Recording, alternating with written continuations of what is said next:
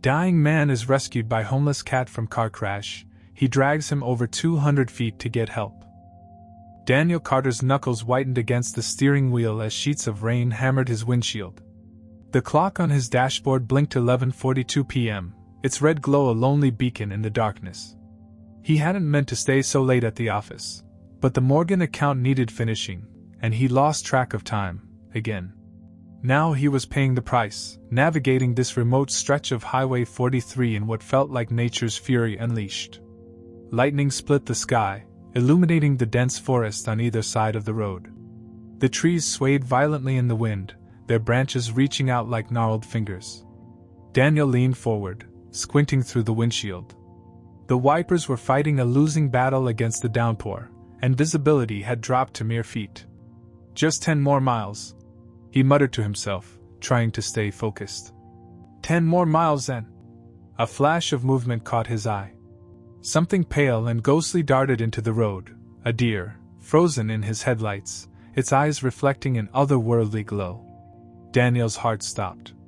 Time seemed to slow as his body acted on instinct, yanking the wheel hard to the right. The world spun. Metal screamed against metal. Glass shattered. The last thing Daniel saw was the massive oak tree rushing toward him, its ancient trunk unyielding in the storm's chaos. Then darkness.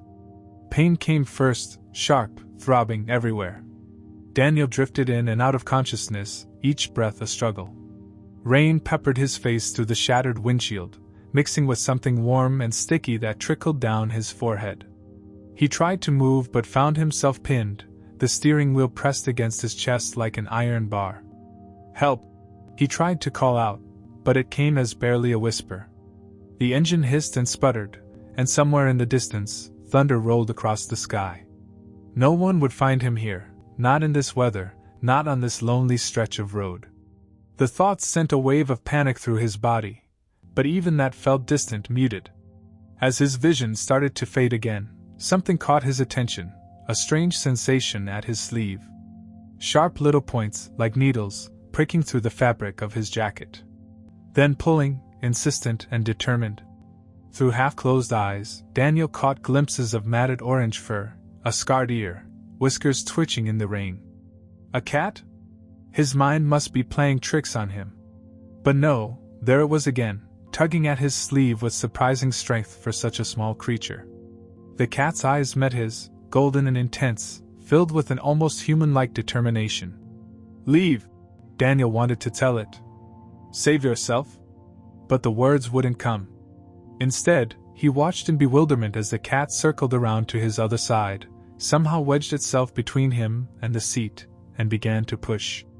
The pain intensified as his body shifted slightly. The cat was actually trying to move him. It was absurd, impossible, a stray cat, attempting to rescue a grown man. Yet with each push and pull, Daniel felt himself sliding incrementally toward the broken driver's side window. Time lost all meaning. Minutes or hours could have passed as the cat worked tirelessly, stopping only to check on Daniel with those penetrating eyes whenever his consciousness began to slip. The rain continued to fall, soaking them both, but the cat persisted. Through the fog of pain and confusion, Daniel marveled at the creature's determination. Its matted fur was plastered to its small frame, making it look even more pitiful, yet there was nothing pitiful about its spirit. Inch by excruciating inch, the cat managed to maneuver Daniel partially out of the wreckage. Each movement was agony, but the alternative, remaining trapped in the slowly crushing metal tomb, was worse. The cat seemed to understand this, offering gentle headbutts of encouragement whenever Daniel groaned in pain.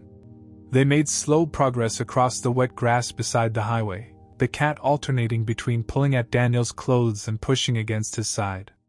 Through his fading consciousness, Daniel became aware they were moving toward the road's shoulder, where the lights of passing cars might spot them, if any cars came by in this weather.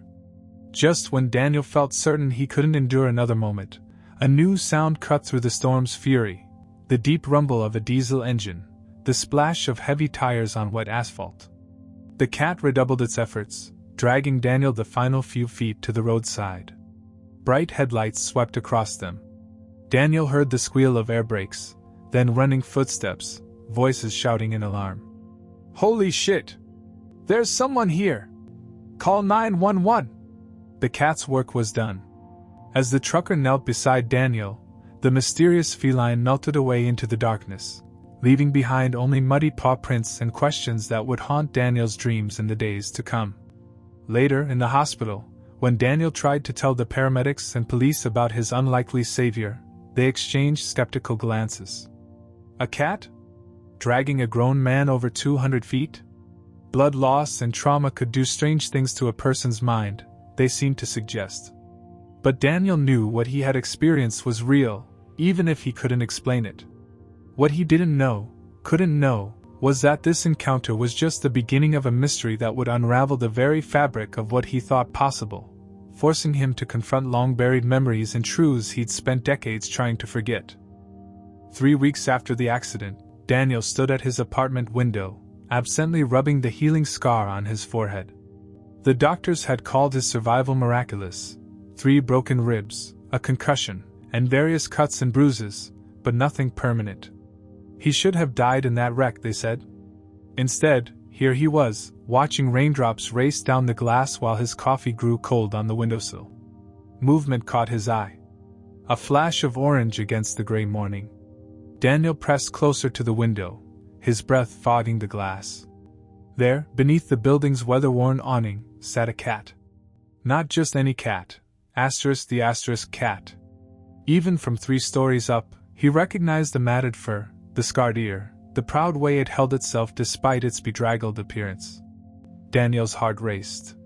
For weeks, he'd questioned his memories of that night. Had blood loss and trauma really made him imagine a cat dragging him to safety?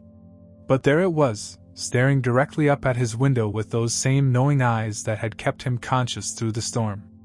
Without thinking, Daniel grabbed his keys and rushed for the door, ignoring the protest of his healing ribs. By the time he made it downstairs, he expected the cat to be gone, a phantom once again. But it waited patiently, sitting exactly where he'd seen it from above. "It's really you," Daniel breathed, approaching slowly. The cat didn't run. Instead, it stood and stretched, revealing a frame made thin by life on the streets. Up close, its fur was a patchwork of orange and rust colors, matted in some places and missing in others. Battle scars from a hard life. "You look like you could use a meal," Daniel said softly, crouching down despite the pain. "I owe you that much, at least." The cat approached cautiously, sniffing Daniel's extended hand. Then, to his surprise, it headbutted his palm, the same encouraging gesture from the night of the crash. A lump formed in Daniel's throat. "Come on," he whispered. "Let's get you inside." That's how Rusty, named for his weathered appearance, came to live with Daniel. The transformation was remarkable. With regular meals and gentle care, the cat's true personality emerged. He was no ordinary stray. He seemed to understand things, to notice things that other cats might miss. Like the box. It started about a week after Rusty moved in. Daniel had been cleaning out his closet, trying to reach a fallen shirt hanger, when he noticed Rusty fixated on something in the back corner. There, covered in years of dust, sat an old wooden box with a simple brass lock. Daniel had almost forgotten about it, a collection of childhood memories he'd packed away long ago, too painful to revisit. Rusty sat beside the box, pawing at it gently, then looked at Daniel with an expression that seemed almost expectant. When Daniel made no move to open it, the cat meowed, a sound somewhere between persistence and disappointment. "It's just an old box," Daniel told him, quickly pushing it back into the corner. But Rusty's fascination didn't end there. Every day, the cat would find ways to draw Daniel's attention to the closet. He'd sit for hours staring at the closed door. Sometimes, Daniel would wake in the night to find Rusty scratching gently at the closet's base, as if trying to reach something inside. Other peculiarities emerged. Rusty had an uncanny way of anticipating Daniel's needs. On days when the pain from his injuries flared up, the cat would appear with his prescription bottle clutched carefully in his teeth. When Daniel had nightmares about the crash, he'd wake to find Rusty pressed against his chest, purring steadily, grounding him in reality. But it was the cat's reaction to certain words that truly unnerved Daniel. One evening, while on the phone with his sister Sarah, he mentioned their childhood home on Maple Street. Rusty's head snapped up, ears forward, eyes intense. When Sarah asked about their old family photos, Daniel casually mentioned Mom's garden and Dad's workshop. Each phrase seemed to trigger something in the cat. He would pace, meow, or stare at Daniel with an almost desperate intensity. "There's something familiar about him," Daniel told Sarah later that week. "Sometimes the way he looks at me, it's like he knows me. Really knows me." "Maybe he does," Sarah replied thoughtfully. "You know what Mom used to say about animals having old souls?" Daniel didn't respond. He was watching Rusty, who had gone completely still at the mention of their mother. The cat's gaze was fixed on the closet door again, unwavering and somehow sad. That night, unable to sleep, Daniel sat on his living room floor with Rusty curled in his lap. As he stroked the cat's now clean fur, his fingers caught on something beneath the thick orange coat. Gently parting the fur, he felt what seemed to be a thin band of material. "What's this, buddy? Did someone try to collar you before?" As Daniel worked to untangle what he assumed was debris, Rusty remained unusually still, as if waiting. When Daniel finally extracted the object, his blood ran cold. It wasn't debris at all, but a broken collar, its surface scratched and weathered almost beyond recognition. Almost. Because there, barely visible in the dim light, was an engraving that would shatter everything Daniel thought he knew about second chances and impossible things. Daniel's hands trembled as he held the weathered collar under his desk lamp. The metal nameplate, though tarnished and scratched, caught the light just enough to reveal its engraving. "Max, always by your side." The words hit him like a physical blow, sending him stumbling backward onto his couch. Max. A name he hadn't allowed himself to think about in nearly 20 years. A wound he'd carefully bandaged with time and distance, never fully healed but manageable, until now. Rusty jumped onto the couch beside him, pressing close as if sensing his distress. Daniel stared at the cat, really stared, taking in every detail with new eyes. The particular way he tilted his head when curious. The small white patch on his chest that had emerged as his fur cleaned up. The slight kink at the end of his tail. "It's impossible," Daniel whispered, but even as he said it, memories began flooding back. Memories he'd locked away so thoroughly he'd almost convinced himself they belonged to someone else's life. Summer, 1994. He was 12 years old, riding his bike home from baseball practice. A sound from the bushes, tiny, desperate mews. Investigation revealed a small orange kitten, no more than a few weeks old, alone and struggling. Daniel had scooped him up without hesitation, tucking the trembling ball of fur into his baseball cap for the ride home. His mother's face when he presented his find, a mixture of exasperation and tender amusement. "Daniel Carter, always bringing home strays," she'd said, but she was already warming milk on the stove. They named him Max, and from that day forward he became more than a pet. He became Daniel's constant companion, his confidant, his friend. Max, who waited by the door every day for Daniel to return from school. Max, who somehow knew when Daniel was upset and would curl up on his chest, purring until the tears stopped. Max, who played fetch like a dog and came running when called, no matter how far away he was. And Max, who disappeared on that terrible night in September 1999. The memory of that night had been pushed so far down that retrieving it felt like pulling thorns from deep beneath his skin. Daniel closed his eyes, and suddenly he was 15 again, standing in his parents' kitchen during the worst fight they'd ever had. His father's voice, thunderous with rage. "No son of mine is going to waste his life becoming an artist." The college brochures Daniel had hidden in his room, discovered and thrown onto the kitchen table like evidence of a crime. His mother trying to mediate to reason, but his father was beyond reason. "You'll go to business school like we discussed. End of story." Daniel had screamed back, something about control, about never being allowed to make his own choices. Max had been there, agitated by the fighting, weaving between their legs and meowing plaintively, trying to get them to stop. Then his father had grabbed one of the brochures, balled it up, and thrown it, not at Daniel, but it had startled Max, who'd been perched on the counter. The cat had leaped backward, knocking over a glass vase. The crash had seemed to push his father over the edge. "That damn cat!" He'd grabbed the nearest object, a heavy wooden pepper mill, and hurled it. Daniel watched in horror as it struck Max, who yelled in pain and bolted through the cat flap, disappearing into the night. They'd searched for days. Daniel had put up posters, walked the neighborhoods calling Max's name until his voice gave out, but the cat was gone. His mother tried to console him. "Max will come back when you need him most, sweetheart. He loves you too much to stay away forever." But Max never came back. And in time, Daniel had done what his father wanted. He'd gone to business school, taken the safe path, packed away his sketchbooks and his dreams along with every reminder of Max in that wooden box in his closet. He'd trained himself not to think about any of it. Now, looking at Rusty, or Max, Daniel felt reality shifting beneath his feet. The cat was staring at him with those knowing eyes, waiting. Slowly, Daniel reached out and touched the spot behind his right ear where Max had had a small scar from a scuffle with a neighborhood Tom. His fingers found raised scar tissue in exactly the same place. "How?" Daniel breathed.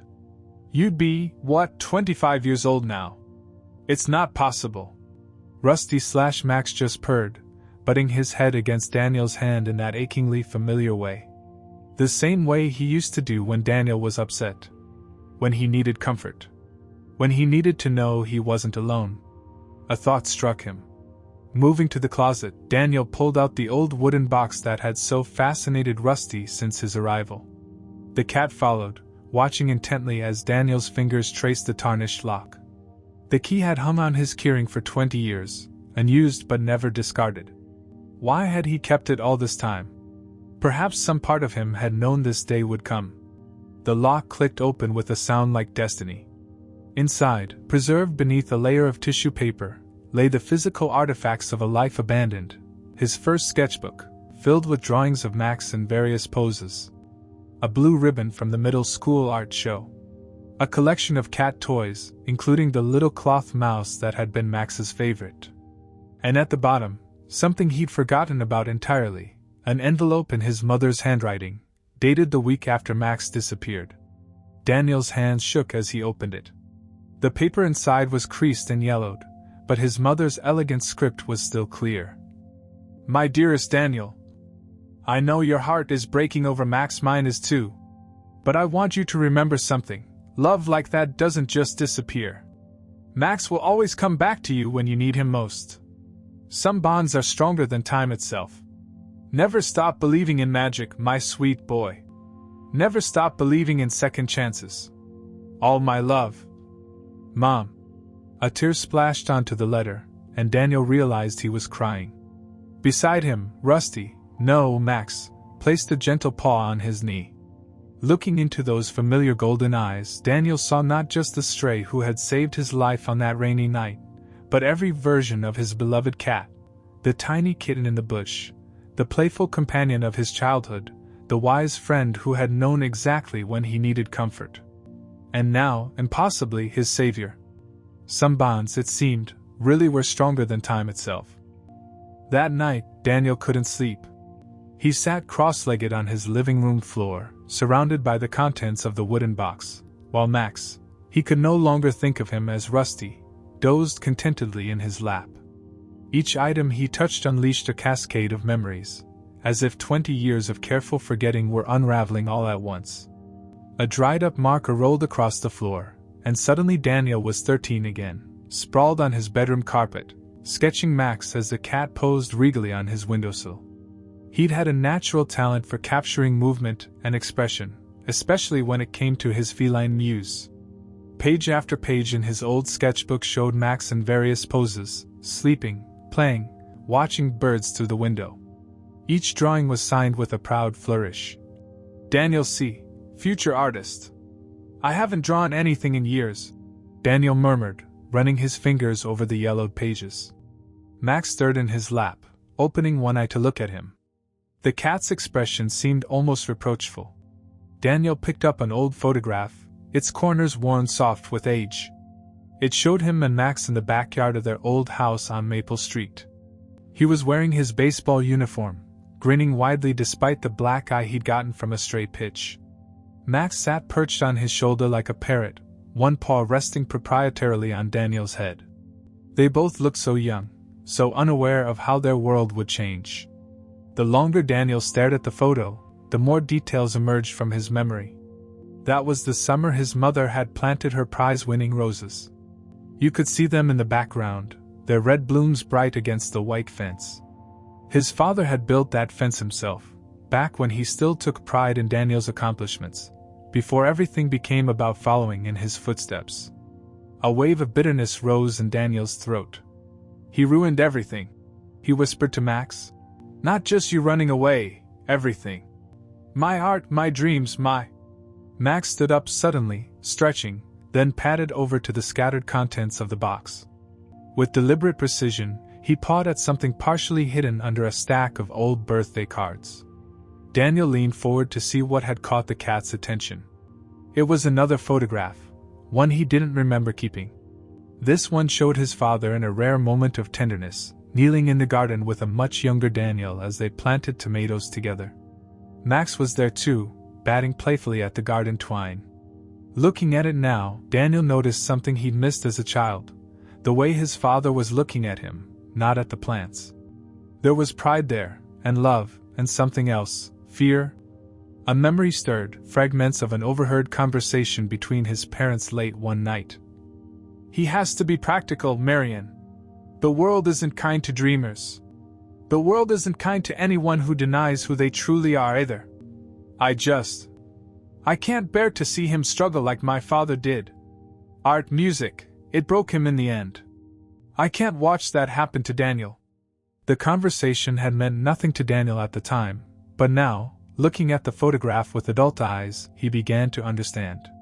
His father's father, the grandfather he never met, had been an artist too. A talented one, according to family legend, who died penniless and alone. Max meowed softly, drawing Daniel's attention back to the present. The cat was staring at him with that uncanny intensity, as if willing him to understand something important. "You're trying to tell me something, aren't you?" Daniel asked. "All this time, the way you kept drawing my attention to this box, you wanted me to remember." As if in response, Max stood and walked to Daniel's laptop, which sat closed on the coffee table. He pawed at it insistently. Curious, Daniel opened the computer. His browser was still on his company's website, Carter Financial Solutions, where he'd worked as a senior analyst for the past 8 years. His office profile showed a professionally photographed headshot, Daniel Carter, MBA, in his crisp suit and careful smile. Looking at it now, he barely recognized himself. Max jumped onto the keyboard, deliberately pressing keys until the browser's search bar was highlighted. Then he looked at Daniel expectantly. Understanding dawned. Daniel typed, "William Carter Artist," into the search bar, his grandfather's name. The results made his breath catch. William Carter hadn't died penniless after all.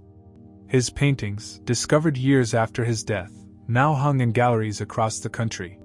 His final work, completed just before his death, had sold at auction for more than Daniel made in a year. "Dad never knew," Daniel whispered. "He thought he was protecting me, but he was just passing on his own father's fear." Max purred loudly, rubbing against Daniel's hand as he stared at the screen. Images of his grandfather's paintings filled the display, vibrant landscapes, powerful portraits, scenes that seemed to pulse with life and emotion. The same raw talent Daniel had shown in his childhood sketches, nurtured and developed into something magnificent. Drawn by an impulse he couldn't explain, Daniel opened his desk drawer and pulled out a pencil and a pad of paper. His hand felt stiff, unpracticed, but as he began to sketch his Max impossibly returned to him. Something long dormant awakened inside him. The cat sat perfectly still, modeling just as he had all those years ago. Line by line, Daniel captured him. The proud tilt of his head, the knowing look in his eyes, the slight scar behind his ear. It wasn't a great drawing. 20 years of neglect had taken their toll on his skills, but it was a start. As he drew, Daniel began to cry. Not the harsh, bitter tears of earlier, but gentle tears of release. Max moved then, climbing onto his chest just as he used to do when Daniel was young and hurting. The cat's purr vibrated against his heart, and in that moment, Daniel understood. Some things were meant to be lost so they could be found again. Some journeys had to circle back to their beginning before moving forward. And sometimes, it took an impossible thing, like a cat returning across decades, to show us the truth about ourselves.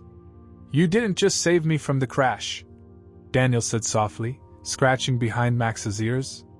"You came back to save me from myself." Outside, the first light of dawn was breaking over the city. A new day was beginning, and with it, the chance to rediscover who he was meant to be, not his father's son, not the successful businessman, but the artist who had once drawn his best friend with such love and joy. Max's purr grew louder, as if in approval. After all, he had promised to always be by Daniel's side, and some promises transcend even time itself. The morning sun had barely risen when Daniel made his decision. Still surrounded by the scattered memories from the box, he reached for his phone and dialed his office number. His fingers trembled slightly as he left a message for his supervisor. He needed to take a leave of absence, effective immediately. 20 years of accumulated vacation time would finally serve a purpose. Max watched from his perch on the windowsill, silhouetted against the pink and gold dawn. In the early light, his fur seemed to glow with an almost ethereal quality, making Daniel wonder yet again about the true nature of his companion's return. Was this divine intervention? A tear in the fabric of reality? Or simply love, proving itself stronger than the laws of nature? "I don't even know if you're really him," Daniel said softly, crossing to scratch behind Max's ears. "Maybe you're his spirit in a new body, or maybe I'm just going crazy. But you're here, and that has to mean something." As if in response, Max leaped down and padded over to Daniel's laptop, which still displayed the gallery page featuring William Carter's artwork. The cat placed his paw directly on an image of one particular painting, a stunning landscape of a stormy sky breaking into sunlight. The title beneath it read, "Second Chances?" Daniel's throat tightened. "You're not subtle, are you?" He spent the next few hours cleaning his apartment, but not in the usual way. Instead of organizing papers and straightening furniture, he was making space. The corporate awards that had cluttered his shelves went into boxes. The motivational posters about success and determination came down from his walls.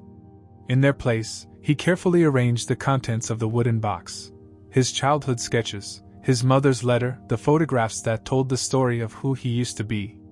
Around noon, his sister Sarah called, worried about the cryptic text he'd sent her earlier. "You won't believe who found me." "Daniel? What's going on? Are you okay?" He took a deep breath. "Do you remember Max?" There was a long pause. "Of course I remember Max. You were devastated when he disappeared. But why?" "He's back, Sarah." "What do you mean, back?" Daniel looked at Max, who was currently batting at a dust mote in a shaft of sunlight, appearing for all the world like an ordinary cat. How could he explain this without sounding completely insane? "Remember that stray that saved me from the crash? It's him. I found his old collar, Sarah. The one Mom had engraved. And he knows things about us, about the house on Maple Street, about everything." Another pause, longer this time. "Daniel, are you sure you're feeling all right? Max would be ancient by now, if he was even still alive. I know how it sounds. But Sarah, do you remember what Mom always said? About Max coming back when I needed him most?" "Yes, but she meant, I'm going back to art." This announcement was met with complete silence. Then softly, "Oh, Danny." The childhood nickname, one she hadn't used in years, made his eyes sting. "I found out about Grandpa William. His paintings, his success, Dad never knew. He thought he was protecting me from a life of struggle, but he was wrong. And I was wrong to let him convince me to give up. Dad was trying his best," Sarah said gently. "After what happened with Grandpa." "I know. I understand that now. But Sarah, I've spent 20 years being someone I'm not. And then Max comes back, literally saves my life, and leads me to all these old memories. It can't be coincidence. To his surprise, Sarah laughed, a warm, affectionate sound. You know what? Whether that cat is really Max or not doesn't matter. What matters is that you're finally waking up. I've watched you fade away year after year, becoming more like Dad's idea of success and less like yourself. If it takes a mysterious cat to bring my real brother back, I'm all for it. Max chose that moment to jump onto Daniel's lap, purring loudly enough for Sarah to hear through the phone. Was that him? She asked. Yeah. He does that when we talk about important things. It's like he understands everything. Maybe he does. Sarah's voice grew serious. Danny, what are you going to tell Dad? Daniel stroked Max's fur, drawing courage from the steady rumble of his purr. The truth. That his father wasn't a failure. He was an artist who died before he could see his work recognized. That he spent years protecting me from a fate that never existed. And that I'm done letting fear make my choices. He's not going to take it well. Probably not. But I have to try. I owe it to myself, to Mom's memory, to Grandpa William, and to Max. He didn't come back just to save me from that crash. He came back to save me from the wreck I've made of my life. As if confirming this, Max stood up on Daniel's lap and placed one paw on his chest, directly over his heart. The gesture was so deliberate, so human-like, that Sarah's next words caught in her throat. Oh my God, she whispered. He really did that thing, didn't he? The paw on the heart? Just like he used to when you were upset? Yes, Daniel said simply, his own voice thick with emotion. He's been doing all the old things. The headbutts, the fetch games, even the way he sleeps with one paw hanging off the edge of the bed. I don't understand how this is possible, Sarah admitted. But I believe you. And Danny? I'm proud of you. After they hung up, Daniel sat for a long time with Max in his lap, watching the play of light and shadow across his apartment walls. He thought about time, how it could flow like a river, carrying you far from who you were meant to be, but also how it could circle back, offering another chance to step into the current.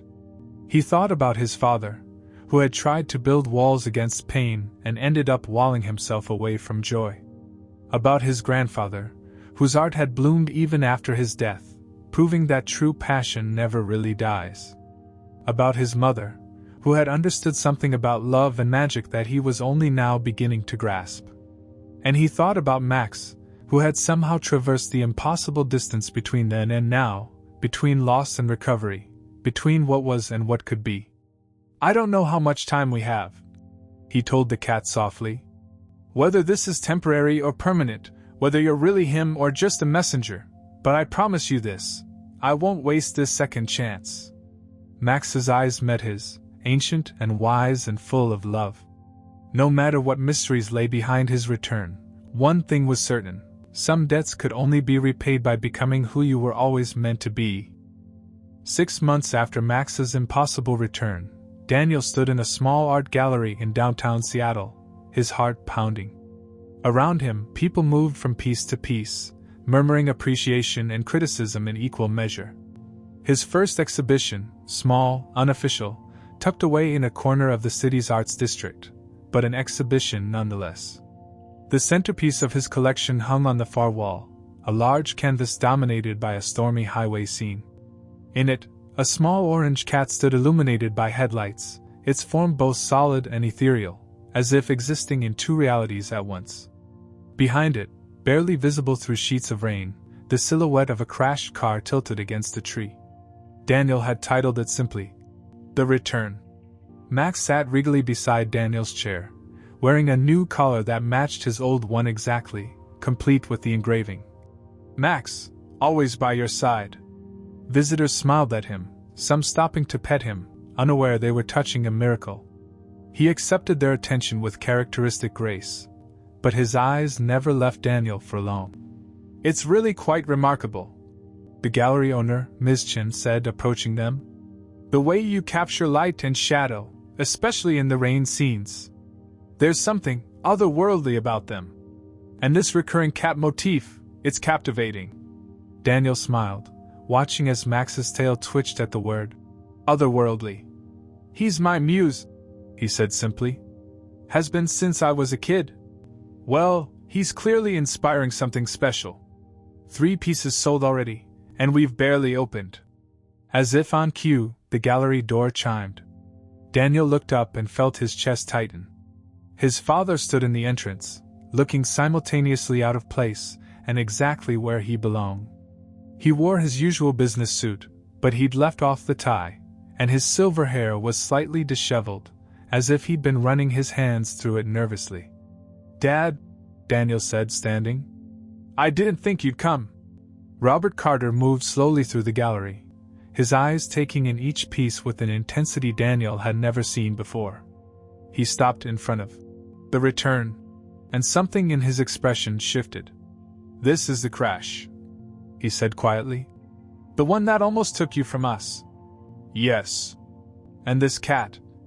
His father turned to look at Max, who had padded over to sit at his feet. "Sarah told me about your belief, about who you think he is." Daniel tensed, waiting for the dismissal, the rational explanation, the concern about his mental health. Instead, his father knelt down, extending his hand to Max. The cat sniffed it once, then pressed his head into Robert's palm with a loud purr. "The day Max disappeared," Robert said, his voice rough with emotion, "I went looking for him. Every night for weeks, I drove around the neighborhood, calling his name. I knew what I'd done, throwing that mill, letting my anger. I knew I'd hurt more than just the cat. I'd hurt you. And I couldn't fix it." Daniel blinked back tears. "Dad, I found these in my father's storage unit last month," Robert continued, pulling an envelope from his jacket. Inside were photographs Daniel had never seen, his grandfather in his studio, surrounded by canvases, at an exhibition much like this one, smiling with a young Robert on his shoulders. "He wasn't a failure," Robert said softly. "I made him into one in my mind because I was afraid of the struggle I saw him go through, afraid of the passion that consumed him. I thought I was protecting you from that, but instead you protected me from myself," Daniel finished. "Yes." Robert looked around the gallery, taking in the dozen or so pieces that represented Daniel's return to art. "But it seems the universe had other plans." Max chose that moment to stand up, stretching luxuriously before moving to sit precisely between father and son. He looked from one to the other, tail twitching, as if waiting for them to understand something important. Daniel laughed softly.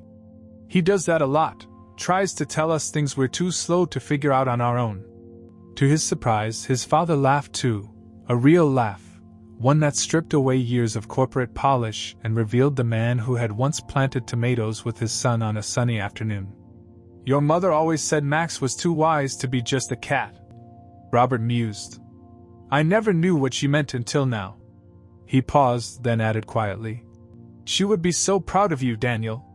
Not just for this," he gestured at the artwork, "but for finding your way back to yourself. Even though it means leaving the company?" "Even then." Robert smiled wryly. "Maybe especially then. It takes courage to change course after so long. More courage than it takes to stay safe." They stood in comfortable silence for a moment, watching as gallery visitors moved around them, examining Daniel's work with appreciative murmurs. Max purred contentedly between them, a bridge across 20 years of misunderstanding. Finally, Robert cleared his throat. "I have something else for you."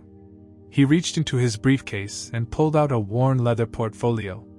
"These were my father's sketches, his early work, before he started painting. I thought maybe—" He trailed off, uncertain. Daniel took the portfolio reverently. "Thank you, Dad.